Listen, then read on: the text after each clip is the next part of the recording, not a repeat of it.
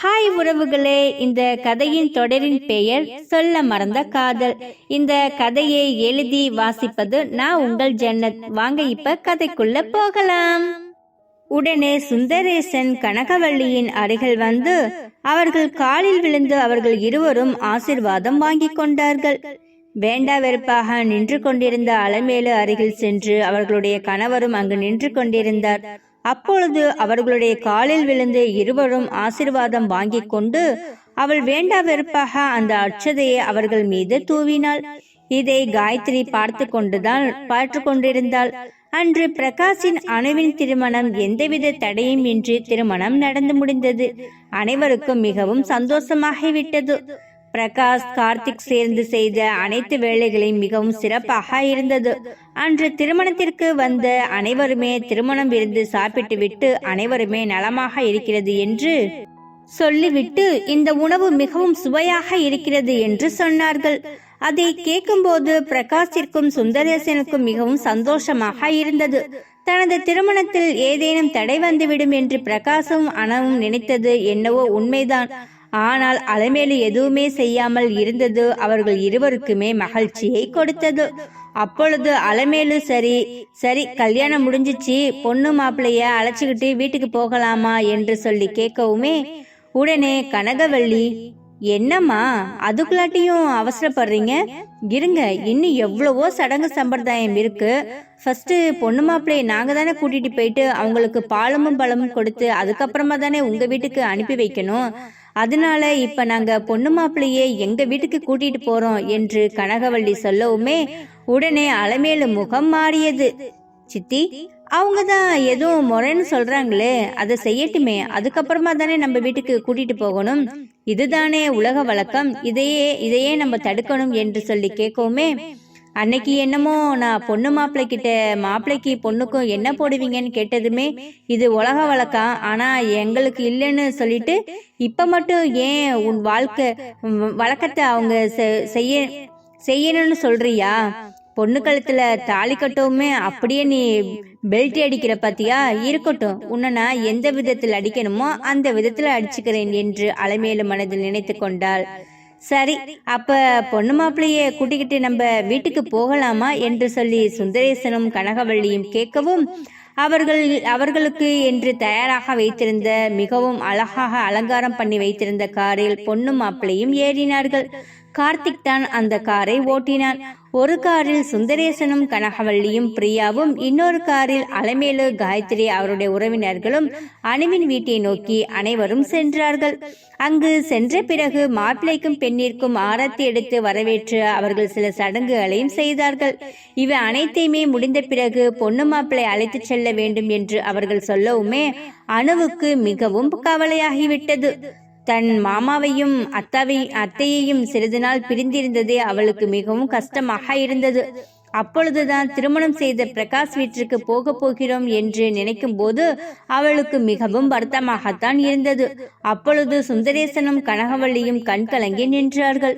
அவர்கள் அருகில் சென்று, மாமா, அத்தை, நான் போயிட்டு வரேன் என்று சொல்லவுமே அவர்களுக்கு மிகவும் வருத்தமாக இருந்தது. அவளை தழுவி இருவருமே அவர்களுடைய சோகத்தை வெளிப்படுத்தினார்கள். அப்பொழுது அங்கு வந்த கார்த்திக், அப்பா, அம்மா, ஏன் அழுறீங்க? நீங்க அழுக பாருங்க, அணுவும் அழுகுறா. அவளை சந்தோஷமா அவ மாப்பிள்ளை வீட்டுக்கு நம்ம அனுப்பி வைக்கணும் இல்லையா?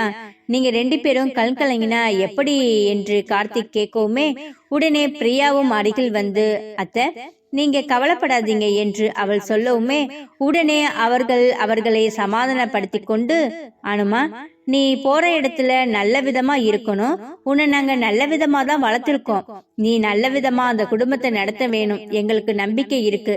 உடனே பிரகாஷின் கையை பிடித்து அணுவின் கையில் கொடுத்து, தம்பி, எங்க பொண்ணு எந்தவித சின்ன தப்பு செஞ்சாலும் நீங்க அதை பெருசா எடுத்துக்காதீங்க, அவ சின்ன பொண்ணு, நீங்க எடுத்து சொன்னீங்கன்னா அவ புரிஞ்சுப்பா என்று பிரகாஷிடம் சுந்தரேசன் சொல்லவும், சித்தப்பா, நீங்க அணுவை பத்தி கவலைவே பட தேவையில்லை, நான் அன்னைக்கு சொன்ன மாதிரி உங்க பொண்ணை நான் கண்ணுக்குள்ள வைத்து பார்த்திருப்பேன் என்று சொல்லி அவர்களுடைய சோகத்தை வெளிப்படுத்திய பிறகு சந்தோஷமாக அணுவை பிரகாஷின் வீட்டிற்கு வழி அனுப்பி வைத்தார்கள்.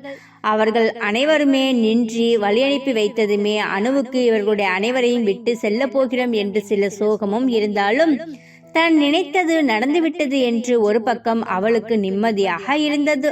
நாம் தவறு செய்துவிட்டு எங்கே நம்மளுக்கு திருமணம் நடக்காமல் போய்விடுமோ என்று அவள் மிகவும் வேதனையில் இருந்தாள். இப்பொழுது அந்த வேதனை முழுவதுமாக மறந்து அவள் மனக்கோலத்தில் இருப்பதை பார்த்து அவன் மிகவும் சந்தோஷப்பட்டாள். சரி, நாங்க போயிட்டு வரோம் என்று சொல்லிவிட்டு அலமேலு அங்கிருந்து பொன்னையும் மாப்பிள்ளையும் அழைத்து கொண்டு பிரகாஷின் வீட்டுக்கு சென்றார்கள். அதே போல் அங்கும் சில சடங்குகளை முடித்து பிறகு அணுவும் அலமேலும் வந்து, அனு, நீ ரொம்ப நேரமா இங்கேயே உட்கார்ந்திருக்க, நீ வேணா கொஞ்சம் ரெஸ்ட் எடுக்கிறியா என்று சொல்லி கேட்கவும், இல்ல பரவாயில்ல இருக்கட்டும் அத்தை என்று அவள் சொல்லவும், என்னது அத்தையா என்று அப்பொழுது அவள் மனதில் நினைத்தாள். என்ன ஒரு மாதிரியா நிக்கிறீங்க என்று சொல்லி கேட்கவும், இல்ல என்னை இவ்வளவு நாள் நீ மேம் தானே கூப்பிட்டு இருந்த, இப்ப என்ன அத்தன் கூப்பிடுற என்று சொல்லி கேட்கவும், நீங்க பிரகாஷோட சித்தி, அப்ப நான் உங்களை அத்தன் தானே கூப்பிடணும், மேம் கூப்பிட்டா அது முறையா இருக்காது சொல்லவும், அவளும் இதெல்லாம் எனக்கு வேணும்டா என்று அவள் மனதில் நினைத்து கொண்டு, சரிம்மா நீ முறையாதான் கூப்பிடுற என்று சொல்லிவிட்டு அவள் அங்கிருந்து சென்றாள். அங்கு வந்திருந்த உறவுக்காரர்கள் ஒருவர் வந்து, என்னம்மா அனு, நீ இங்கேயே உட்கார்ந்திருக்க, பிரகாஷ் எங்க சொல்லி கேட்கவும், வந்துட்டேன் என்று சொல்லி அவன் அங்கிருந்து போன் பேசி முடித்து விட்டு வந்தான். என்னப்பா, வீட்டுக்கு வந்த பொண்ணு தனியா விட்டு போயிருக்க, அவள் கொஞ்சம் ரெஸ்ட் எடுக்க வைங்க, காலையில இருந்து அவள் நின்றுட்டு உட்கார்ந்துட்டு அவள் சோர்ந்து போயிருப்பா என்று சொல்லி அங்கு வந்திருந்த ஒரு பெண்மணி அணுவை அழைத்து கொண்டு அறைக்கு சென்றார். பிரகாஷ் அணு அறைக்கு செல்வதை அப்படியே பார்த்து கொண்டிருந்தார். உடனே அங்கு வந்திருந்தவர்கள், என்ன தம்பி, பொண்ணு மட்டும் அறைக்கு போகுது, நம்மள விட மாட்டேங்கிறாங்களேன்னு பாக்குறீங்களா? அதெல்லாம் உங்களை நாங்க அனுப்புவோம், கவலைப்படாதீங்க என்று சொல்லவுமே அவன் வெக்கத்தில் அப்படியே தலை குனிந்தான். இப்படியே இவர்களை திருமணம் தம்பதிய மிகவும் சந்தோஷமாக இருந்தது. அங்கு வந்த அலமேலு, என்னடா என்ன யோசிச்சுட்டு இருக்க என்று பிரகாஷை பார்த்து கேட்கவும், இல்ல சித்தி ஒண்ணு இல்லை என்று அவன் பதில் சொன்னான். சரி நான் கிளம்புறேன்ப்பா என்று அவள் சொல்லவுமே, என்ன சித்தி ஏன் அதுக்குள்ளாட்டியும் கிளம்புறீங்க என்று பிரகாஷ் கேட்கவும், வீட்டில் கொஞ்சம் வேலை இருக்கு அதனாலதான் என்று அவள் சொல்லவுமே அங்கிருந்த உறவுக்காரர்கள், எனது கிளம்புறியா, நீ தானே அவனுக்கு அம்மாவா இருந்து எல்லாமே பண்ணணும், பொண்ணு மாப்பிள்ளைக்கு இன்னைக்கு சாந்தி முகூர்த்தம் ரெடி பண்ணணும். அப்பொழுது அங்கு வந்த காயத்ரி, மேடம், என்ன மேடம் கல்யாணம் முடிஞ்சிச்சு, அவங்க என்னன்னா சாந்தி முகூர்த்தம் நடத்த போறோன்னு சொல்றாங்க, நீங்க என்னன்னா கிளம்புறன்னு சொல்றீங்க, அதை நடத்த விடாம பண்றதுக்கு நம்ம ஏதாச்சும் பண்ண வேண்டாமா என்று சொல்லவும், கல்யாணமே நடந்துருச்சு, இந்த சாந்தி முகூர்த்தம் நடந்தா என்ன நடக்காட்டினா என்ன, அது எனக்கு தேவையில்லாத விஷயம் என்று அலமேலு கோபமாக சொல்லவும், என்ன மேடம் இப்படி சொல்றீங்க, அவங்க 2 பேரையுமே நம்ம இப்ப ஒண்ணு சேர விடக்கூடாது, சேர்த்தோம்னா அவங்களோட அராஜகம் ரொம்ப ஆயிடுமே, அவ ஓவரா ஆட ஆரம்பிச்சிருவா என்று சொல்லவும், எனக்கு அதை பத்தி ஒன்றும் தெரியல, ஆனா நீ சொல்றத பார்க்கும்போது எனக்கு அதுதான் சரிங்கிற மாதிரி இருக்கு, சரி நம்ம என்னதான் பண்ணலான்னு சொல்லி நீயே சொல்லு என்று அலமேலு கேட்கவும், காயத்ரி அவருக்கு சின்னதாக ஒரு ஐடியா கொடுத்தார். இது சரிப்பட்டு வருமா, நம்ம இத பண்ணுனா எதுவும் தப்பா ஆகாதா என்று அலமேலு கேட்கவும், அதெல்லாம் ஒன்றும் ஆகாது மேடம், நீங்க ஏன் தேவையில்லாம போட்டு மனசை குழப்பிட்டு இருக்கீங்க, அது எல்லாமே நல்லபடியா தான் நடக்கும், எனக்கு நம்பிக்கை இருக்கு என்று காயத்ரி சொல்லவும், அவர்கள் திட்டம் தீட்டியது போலவே அவர்களுடைய முதலிரவை நிறுத்துவதற்கு இவர்கள் திட்டம் தீட்டினார்கள். அவர்கள் இருவருக்குமே அன்று இரவு முதலிரவுக்கான ஏற்பாடுகளை அவர்கள் செய்து கொண்டிருந்தார்கள். ஆனால் இந்த முதலிரவை நிப்பாட்டுவதற்கு அலமேலும் காயத்ரியுமே சதி செய்து கொண்டே இருந்தார்கள். இது எப்படி நடக்கும் என்று அவர்களுக்குமே தெரியாது. ஆனால் இது நடக்கவிடக்கூடாது என்று அவர்கள் முடிவெடுத்தார்கள். ஆனால் அவர்கள் இருவருமே இணைந்து விட்டார்கள் என்பது அவர்களுக்கு பாவம் தெரியவில்லை. இவர்கள் என்னதான் செய்ய போகிறார்கள் என்று நம்மளும் பார்க்கலாம். இங்கு அவர்களுடைய உறவுக்காரர் பெண் வந்து பிரகாஷிடம், தம்பி நீங்க கொஞ்சம் வெளியில இருங்க, நாங்க இந்த ரூமை தான் அலங்காரம் பண்ணணும் என்று சொல்லவுமே உடனே அவன் தன் அந்த அறையை விட்டு வெளியே வந்தான். அணுவை வேறு ஒரு அறையில் அவர்கள் உட்கார வைத்திருந்தார்கள். அப்பொழுது அங்கு வந்த ஒரு பெண், என்னமானோ புது இடமா இருக்கு என்று உனக்கு ஒரு மாதிரியா இருக்கா என்று சொல்லி கேட்கவும், அப்படியெல்லாம் இல்ல அப்படி என்று அவள் சொல்லவும், என்னம்மா என்னை என்ன சொல்லி கூப்பிடணும்னு உனக்கு தெரியலையா? நான் உனக்கு சித்தி முறைதான் வேணும், நீ என்ன சித்தின்னு கூப்பிடு என்று சொல்லவும், சரிங்க சித்தி, நான் உங்களை சித்தினே கூப்பிடுறேன் என்று அனு சொல்லவும், சரிம்மா, நீ இன்னும் கொஞ்ச நேரம்தான் இங்கே உட்காரணும், நீ வேற புடவை மாற்றிக்கோ, உனக்கு இந்த நகையெல்லாம் போட்டு நாங்கள் அலங்காரம் பண்ணி நாங்கள் முதலிரவுக்கு அனுப்பி வைக்கணும் என்று சொல்லவும், அவளுக்கு அப்பொழுது வெக்கம் வந்தது. என்னம்மா வெக்கப்படுறியா என்று சொல்லவும், நாங்களும் ஒரு காலத்துல இப்படி வெக்கப்பட்டவங்க தான், ஆனா இப்ப பாரு எல்லாமே பழகி போயிடுச்சு என்று அவர்கள் அவளிடம் கிண்டல் பண்ணவும், அவள் அப்படியே தலையை குனிந்து அமர்ந்திருந்தாள். உடனே அவளுக்கு அலங்காரம் செய்து அவளை ரெடியாக வைக்கவும், பிரகாஷுடைய அறையை மிகவும் அவர்கள் அழகாக அலங்காரம் செய்து வைத்திருந்தார்கள். பிரகாஷும் பட்டு வேட்டி பட்டு சட்டை அணிந்து அவனும் அணுக்காக காத்து கொண்டிருந்தான். அங்கு வந்த உறவுக்கார பெண் அணுவிடம் ஒரு டம்ளர் பாலை கொடுத்து, இந்த பாலை எடுத்துக்கிட்டு நீ அறைக்கு போகணும் என்று அவர்கள் சொல்லவும், அங்கு அணுவுக்காக காத்து கொண்டிருந்த பிரகாஷ் இவள் எப்பொழுது வருவாள் என்று அவன் ஆர்வமாக காத்து அமர்ந்திருந்தான். டக்கென்று கதவை திறந்து கொண்டு உள்ளே வந்த அணுவை பார்த்ததுமே அவனுக்கு அப்படியே ஆச்சரியமாக விட்டது. அவனுக்கு அவளை பார்க்கவுமே தேவலோகத்து அழகி போல அவன் கண்ணுக்கு தெரிந்தது. ஆனால் உள்ளே வந்த பிறகு அந்த பால் டம்ளரை பிரகாஷிடம் கொடுக்கவும், அதை வாங்கிய அவன் ஒரு டேபிளில் வைத்து அணுவை அந்த கட்டிலில் அமர்த்தினான். என்ன அனு, என்ன புதுசா பால்னா என்று அவன் கேட்கவும், உங்க சொந்தக்காரங்க தான் இதை உங்ககிட்ட கொடுக்கணும்னு சொல்லி கொடுத்தாங்க. அப்புறம் என்ன எங்க சொந்தக்காரங்க உனக்கு சொல்லி கொடுத்தாங்க என்று சொல்லி கேட்கவும், அவள் ஒவ்வொன்றாக சொல்லவும், இவ்வளவுதான் சொல்லி கொடுத்தாங்களா? இல்ல இல்ல, வேற ஏதாச்சும் இருக்கா என்று அவன் கேட்டான். இல்ல, இது மட்டும்தான் சொல்லி கொடுத்தாங்க என்று அவள் சொன்னாள். உடனே நானும், நீ இப்ப எப்படி தெரியுமா இருக்க? அப்படியே தேவலோகத்து தேவதை மாதிரி இருக்க. உன்னைய அன்னைக்கு பார்த்ததை விட இன்னைக்கு பார்க்கும்போது ரொம்ப சந்தோஷமா இருக்கு என்று அவள் சொல்லவும், எனக்கும் தான் பிரகாஷ், இந்த கல்யாணம் எப்படிடா நடக்கும்னு நான் நினைச்சிட்டு இருந்தேன். ஆனா இந்த கல்யாணம் அப்படியே ஆசைப்பட்ட மாதிரி நடந்தது, எனக்கு இன்னுமே சந்தோஷமா இருக்கு என்று அவள் சொல்லவும், பிரகாஷை அப்படியே கட்டி கொண்டாள். அணு என்று என்ன என்று கேட்கும்போது, இல்ல இந்த கல்யாணம் நடக்குமா நடக்காதான்னு ஏங்கிக்கிட்டு இருந்தேன், ஆனா அது இப்ப நடந்துருச்சு என்று சொல்லவும், நம்ம கல்யாணம் நடந்தது எனக்குமே சந்தோஷம்தான், ஆனா இந்த சந்தோஷத்தை இன்னும் சூப்பரா கொண்டாடணும்னு நினைக்கிறேன், நீ என்ன சொல்ற என்று சொல்லவும், என்ன சொல்றீங்க பிரகாஷ், எனக்கு ஒன்னும் புரியல என்று சொல்லி அவளை மெல்ல தன் பக்கம் இழுத்து அப்படியே அணைத்து கொண்டான். பிரகாஷ், என்ன இது, இப்பவே வா என்று கேட்கவும், என்ன இப்பவே வா, டைம் வேற ஆயிடுச்சு, நீ வருவாய் என்று எவ்வளோ நேரம் வெயிட் பண்ணிட்டு இருந்தேன் தெரியுமா என்று சொல்லவும், உடனே முதல்ல இந்த பாலை நீங்க சாப்பிடுங்க என்று சொல்லி அந்த பாலை எடுத்து அவன் கையில் கொடுக்கவும், அந்த பாலை அவன் பாதி குடித்து விட்டு, இந்தானு நீ குடி என்று சொல்லவும், பிரகாஷ் எனக்கு இப்ப பால் வேணாம், நான் சாப்பிட்டதே வயிறு ஃபுல்லா இருக்கு என்று சொல்லவும், இல்ல நீ இன்னும் கொஞ்சம் குடிச்சாதான் நான் குடிப்பேன் என்று அவன் சொன்னான்.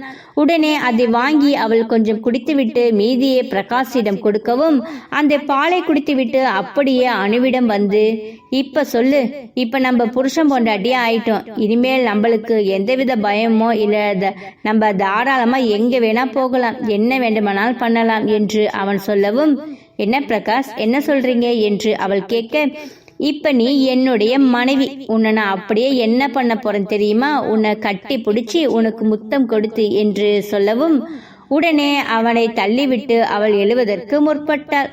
உடனே அவளை எழுந்திருக்க விடாமல் அப்படியே அவன் ஒரு முற்றுக்கட்டு போட்டு அவள் மீது அமர்ந்து கொண்டான்.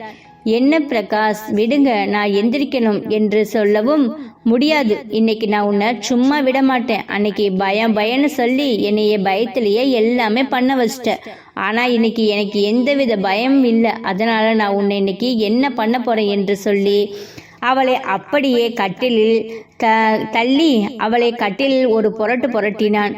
ஐயோ பிரகாஷ் என்ன பண்றீங்க, என்னை விடுங்க என்று அனு சொல்லவும், முடியாது என்று சொல்லி அவளை மொத்தமாக அவன் எடுத்துக்கொள்வதற்கு தயாரானான். அப்பொழுது அணுவும் எனக்கு ரொம்ப டயர்டா இருக்கு, இன்னைக்கு எதுவும் வேண்டாமே என்று சொல்லவும், எதுவும் வேண்டாமா, நீ சொன்னா நான் விட்டுடுவேனா, அதெல்லாம் முடியாது என்று சொல்லி அவளுக்கு ஒவ்வொரு இடமாக முத்தத்தை கொடுத்து கொண்டே வந்து அவளுடைய ஆடையை அவன் கலட்டுவதற்கு முற்பட்டான். பிரகாஷ், ப்ளீஸ் இன்னைக்கு எதுவுமே வேண்டாமே என்று அவள் கேட்கவும், எனக்கு உடம்பு டயர்டாக தான் இருக்கு, ஆனாலும் எனக்கு நீ வேணுமே என்று அவன் கேட்கவும், ப்ளீஸ் பிரகாஷ், நம்ம நாளைக்கு வேணா நம்ம வச்சுக்கலாமா, இன்னைக்கு கொஞ்சம் டயர்டா இருக்கு, நம்ம தூங்கலாம் என்று சொல்லி அனு கேட்கவும், அவனும் மறுவார்த்தை சொல்லாமல், சரி அனு, மேலோட்டமா நான் உனக்கு முத்தம் மட்டும் கொடுத்துக்கிறேன் என்று சொல்லி அவள் உச்சந்தலை முதல் உள்ளம் கால் வரை முத்தை மலையை பொழிந்து கொண்டே இருந்தான். நீங்க இப்படியே முத்தம் கொடுத்தீங்கன்னா எனக்கு அப்புறமா என்னென்னமோ பண்ண தோணுது, ப்ளீஸ் போதும் என்று சொல்லிவிட்டு உடனே அவள் மீது படுந்திருந்த அவன் எழுந்து உடனே அவள் ஆடையை சரி செய்து கொண்டு, சரியான முரட்டு பையன் நீங்க, எப்படியெல்லாம் பண்றீங்க நீங்க சொல்லிவிட்டு அவனுடைய காதை திருகி அவள் செல்லமாக அவனை கடித்தாள்.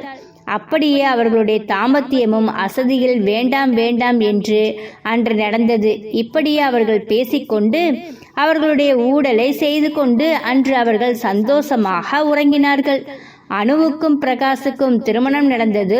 அவருடைய தாம்பத்திய உறவை அவர்கள் தொடங்குவதற்கு முற்பட்டு விட்டார்கள். இவருடைய தாம்பத்தியம் நடக்கக்கூடாது என்று அலமேலு காயத்ரி ஒரு திட்டம் தீட்டினார்கள்.